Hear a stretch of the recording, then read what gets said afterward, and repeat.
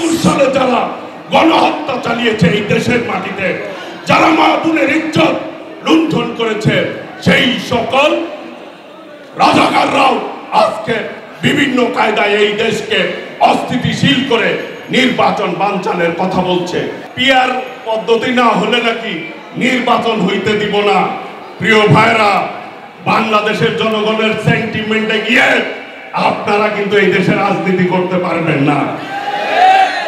৭১-এও ভুল করেছেন, এখনো ভুলের রাজনীতিতে আছেন।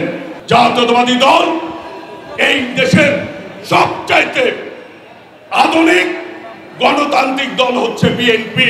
সকলকে নিয়ে জাতীয় সরকার করা হবে।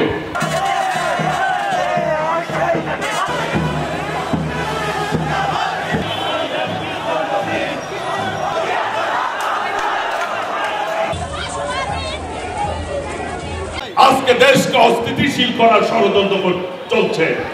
পার্শ্ববর্তী দেশে আজকে ফ্যাসিবাদের অফিস খুলে নিয়েছে। তারা এই দেশকে তারা অস্থিতিশীল করে তারা ফয়দা লুটতে চায়, নির্বাচনকে বানচাল করতে চায়। আমাদেরকে ঐক্যবদ্ধভাবে আমাদেরকে পথ চলতে হবে, যাতে বাংলাদেশে খুনি শেখ হাসিনা ফ্যাসিবাদের দোসররা কোনোভাবেই ষড়যন্ত্র না করতে পারে, সফল না হয়। সেই ব্যাপারে ঐক্যবদ্ধ থাকতে হবে। প্রিয় ভাইরা, আমরা বলতে চাই, জাতীয়তাবাদী দল এই দেশের সবচাইতে আধুনিক গণতান্ত্রিক দল হচ্ছে বিএনপি।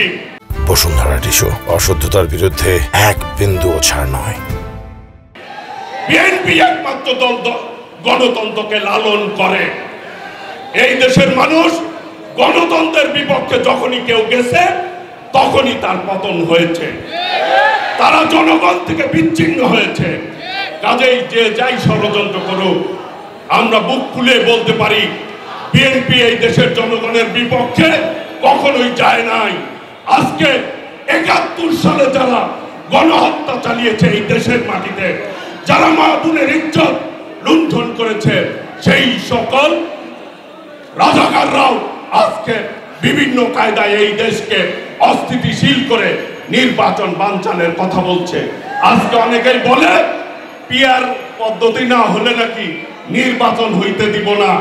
প্রিয় ভাইরা, বাংলাদেশের জনগণের সেন্টিমেন্টে গিয়ে আপনারা কিন্তু এই দেশের রাজনীতি করতে পারবেন না।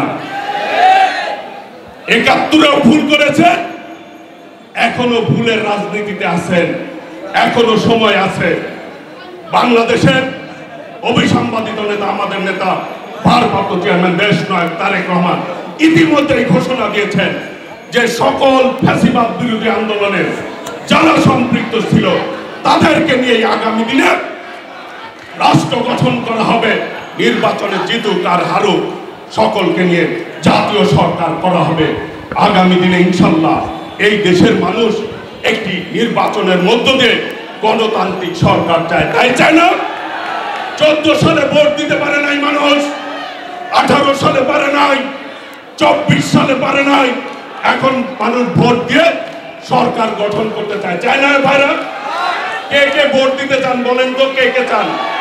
সবাই নির্বাচন চায়।